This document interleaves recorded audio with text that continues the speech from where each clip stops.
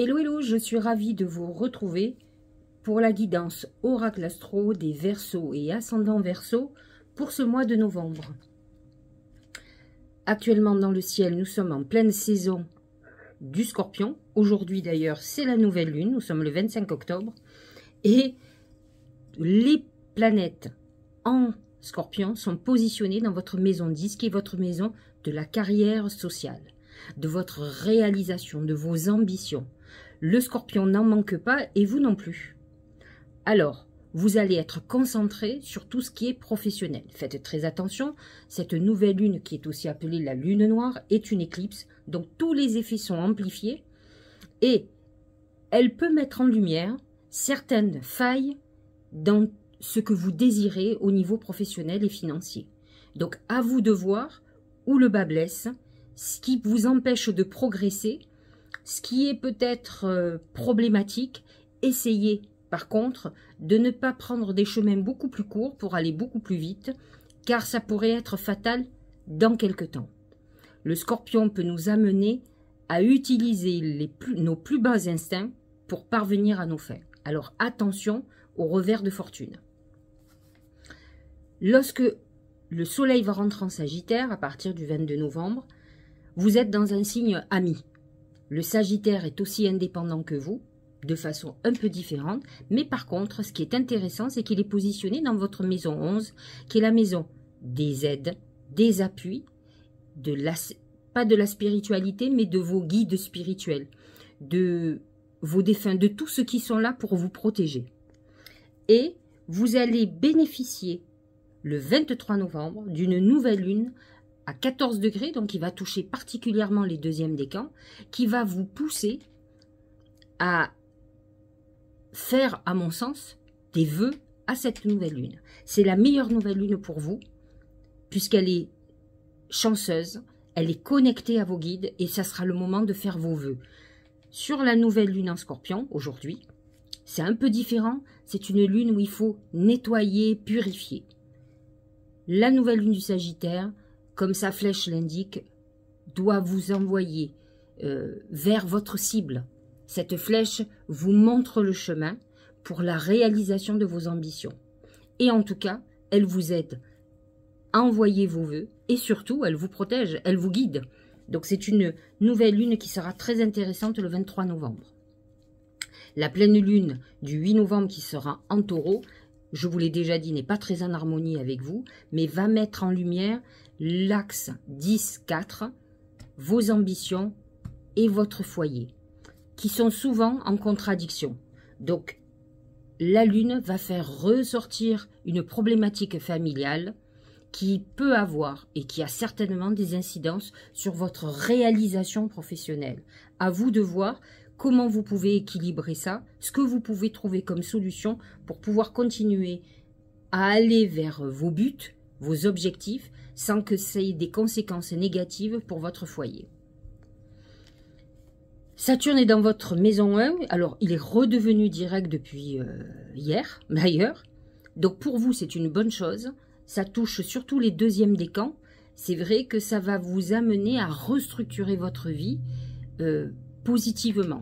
Saturne est le dieu du karma, donc à vous de voir votre croix, ce que vous avez l'impression que vous traînez avec vous. En tout cas, lorsque Saturne était rétrograde, vous avez eu le temps d'en faire l'expérience, de voir, d'être reprojeté dans un passé et d'affronter certaines choses qui finalement sont un boulet à votre pied. Alors à vous de vous libérer de ce boulet pour continuer la course et continuer à avancer. N'oublions pas que Saturne nous fait vieillir, mûrir, devenir plus sage. Et pour ça, il met des entraves sur notre chemin. Ce qui est intéressant aussi, c'est que Jupiter passe dans votre maison 2. Il rejoint Neptune. Neptune qui a amené quelques désillusions professionnelles et financières surtout. Alors Neptune, il vous amène à la fois la chance financière, le rêve, mais aussi la désillusion.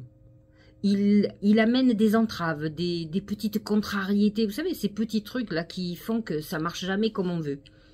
Jupiter, lui, c'est l'expansion, la croissance.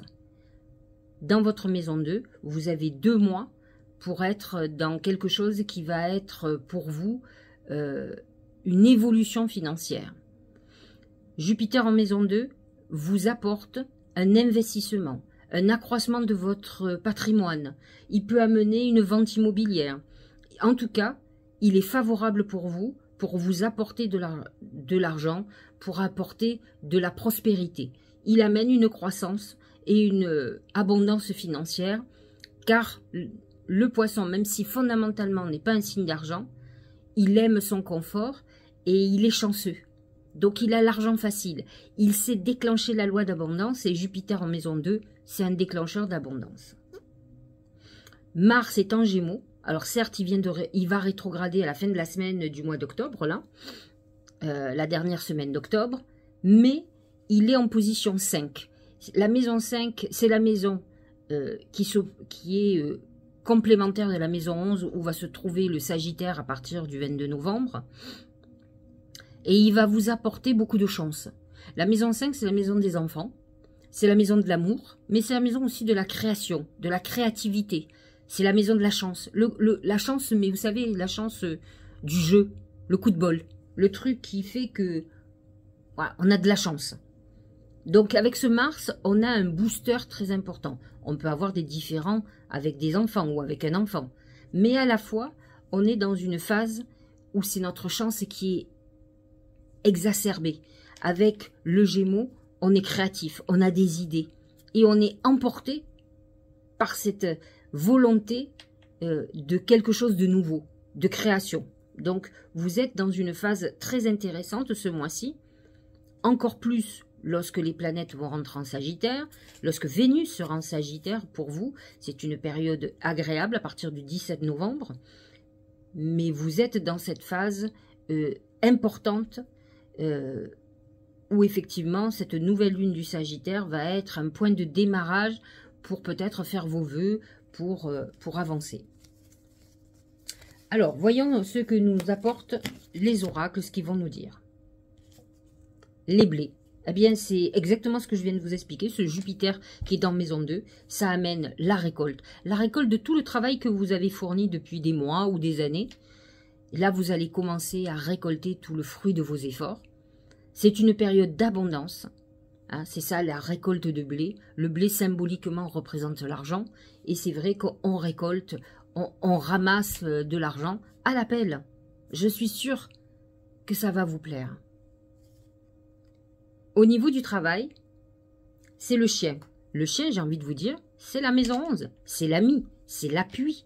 Donc, n'hésitez pas à demander de l'aide à quelqu'un, à des personnes en qui vous avez confiance. Vous avez certainement sur un projet une personne qui va vous aider à réaliser ce projet, va vous ouvrir des portes, vous donner un coup de pouce. On est dans l'aide.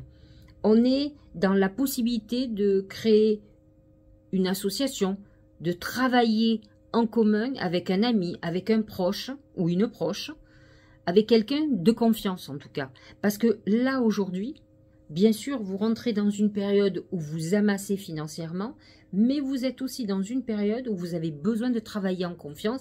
Vous ne supportez plus les trahisons, vous en avez vécu. Et là, vous avez l'impression, mais vous avez raison, c'est intuitif, que vous démarrez ou redémarrez une nouvelle vie. Et vous ne pouvez pas vous permettre de la louper. Saturne vous a mis beaucoup d'obstacles, mais il faut que vous compreniez que tous les obstacles, donc les ralentissements que vous avez vécus, c'était pour prendre conscience de certaines choses. Ça vous a amené à réflexion, à vous agacer aussi, bien entendu, mais surtout à réfléchir où vous vouliez aller. Si tout était allé trop vite pour vous, eh bien je pense que les leçons passées n'auraient pas été retenues. Donc, ne voyez pas ça comme négatif, au contraire, vous êtes sur la bonne voie et j'ai envie de vous dire que vous voyez la ligne d'arrivée là déjà d'où vous êtes. Et donc, vous savez que ça va marcher. Je vous ai dit, vous avez les blés, donc vous êtes en phase de récolte. Vous commencez à voir que tout ce que vous avez fait n'a pas été vain. Au niveau de l'amour, bonne surprise, ce sont les étoiles. Les étoiles, c'est l'épanouissement, un mariage si vous êtes en couple ou si vous voulez vous paxer, une vie de couple, un bébé qui arrive. On est dans une période de chance amoureuse. Vous pourriez faire la rencontre de quelqu'un avec qui vous allez partager votre vie, un coup de foudre, un coup de cœur, quelqu'un avec qui on se sent relié d'âme à âme. Donc vous êtes dans une période d'épanouissement intéressant, où vous allez avoir la réalisation de votre vœu le plus cher au niveau de l'amour, en tout cas. Au niveau de la santé, c'est l'homme. L'homme représente les fonctions vitales, j'allais dire, masculines. Organes génitaux, la force, tout ce qui est musculaire. Alors que vous soyez un homme ou une femme, il faut que vous soyez vigilant. Il n'y a pas de planète en maison 6, qui est en cancer chez vous. Par contre, vous avez toujours Pluton dans votre maison 12, qui est une maison beaucoup plus psychologique que physique. Pluton vous a fait, justement, aller au plus profond de vous-même. Là, actuellement, Pluton touche le dernier décan des Verseaux, c'est-à-dire ceux qui sont nés autour du 15, 16, 17, 18, 19. On est vers la fin, là.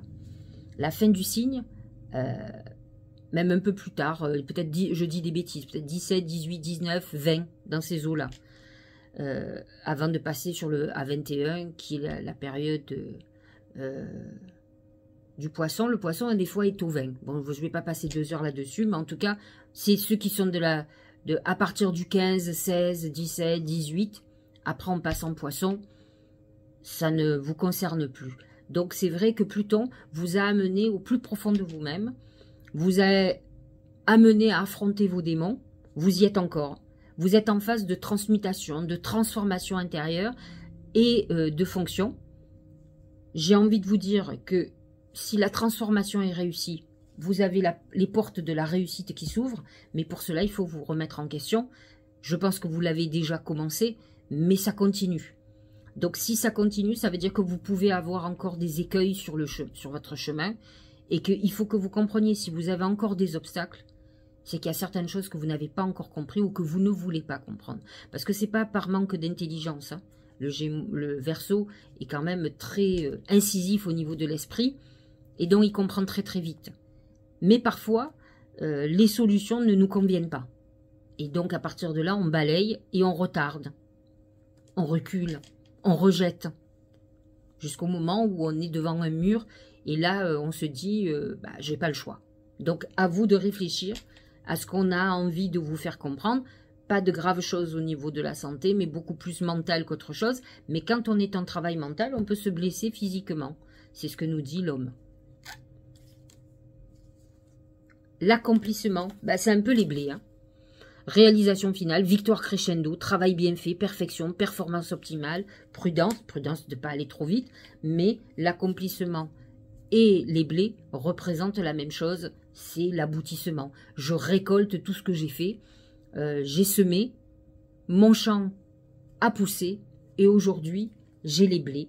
Je réussis ce que je suis en train de faire, c'est votre accomplissement. C'est, vous voyez, on voit quelqu'un qui est sur la ligne d'arrivée. C'est exactement ce que je vous expliquais tout à l'heure.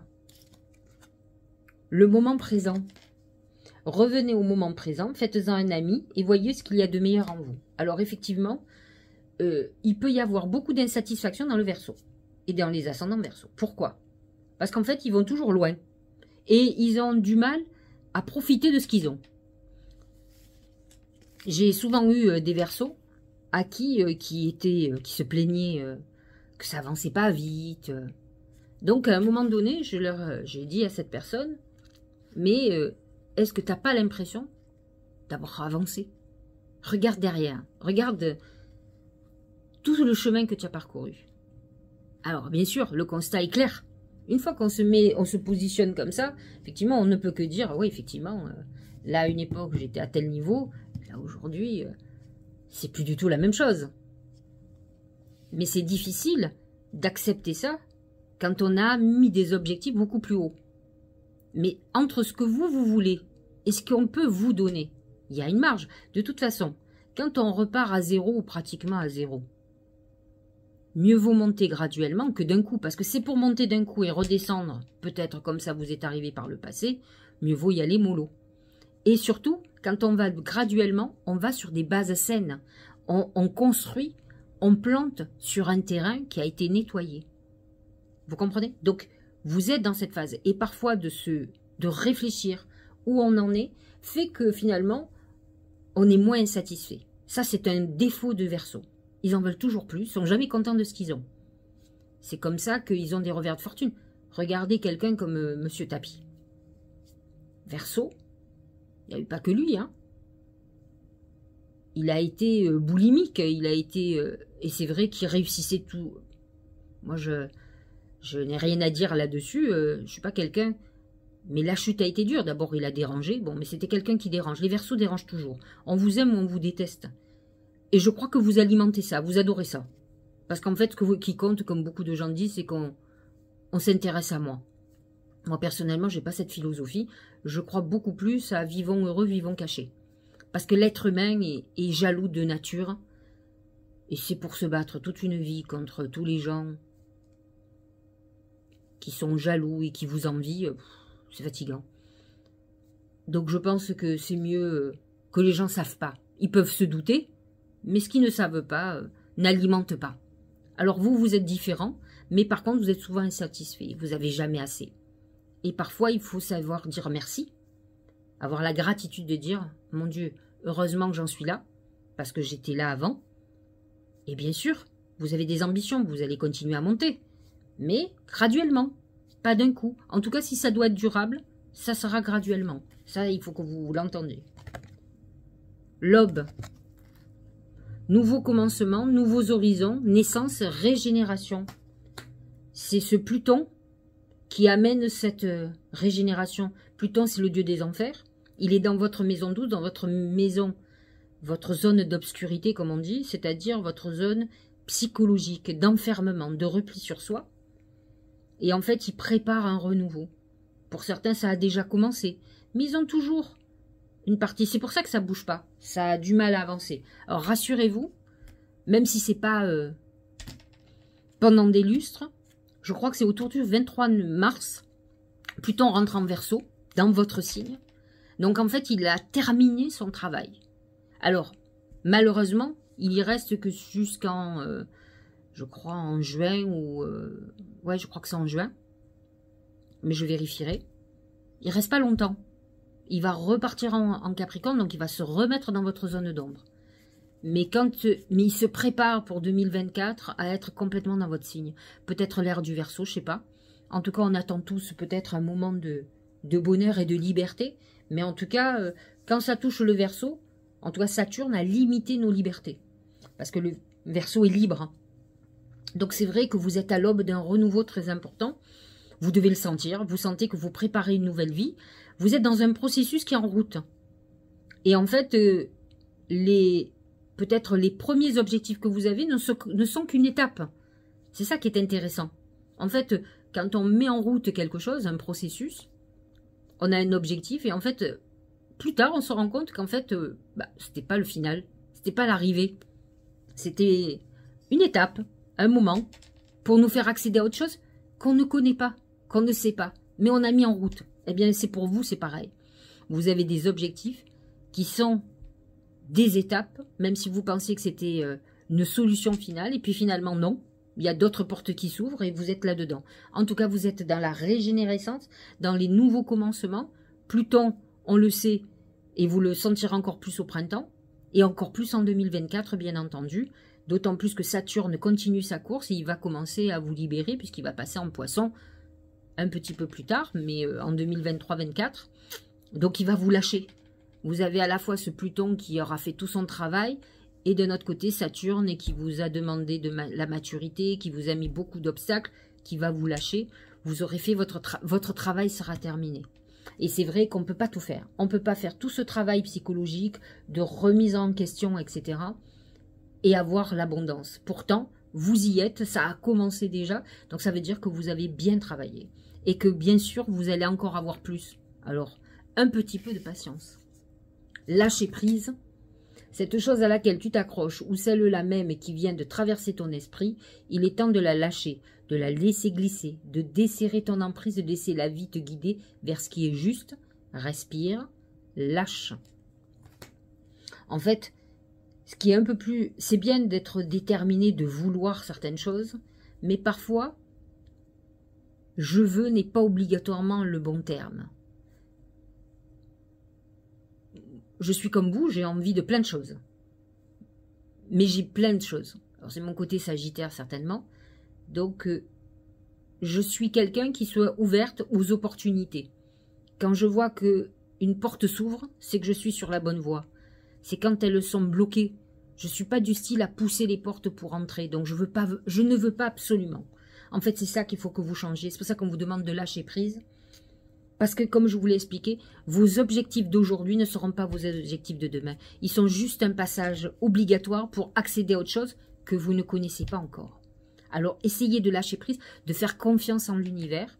Vous avez des protections. Utilisez la nouvelle lune du 23 novembre pour vous aider à avancer. Vous êtes en route pour une nouvelle vie. Vous avez un peu souffert. Vous allez récolter et ça commence déjà ce mois-ci, mois de novembre. J'espère que cette guidance vous aura éclairé. Vous voyez, vous êtes sur la bonne voie. Et ce mois-ci va être une récompense pour vous. Je vous dis à très bientôt, à la fin du mois, pour parler du mois de décembre. Et finir l'année, cette année 22, extraordinaire. Je vous dis à très bientôt.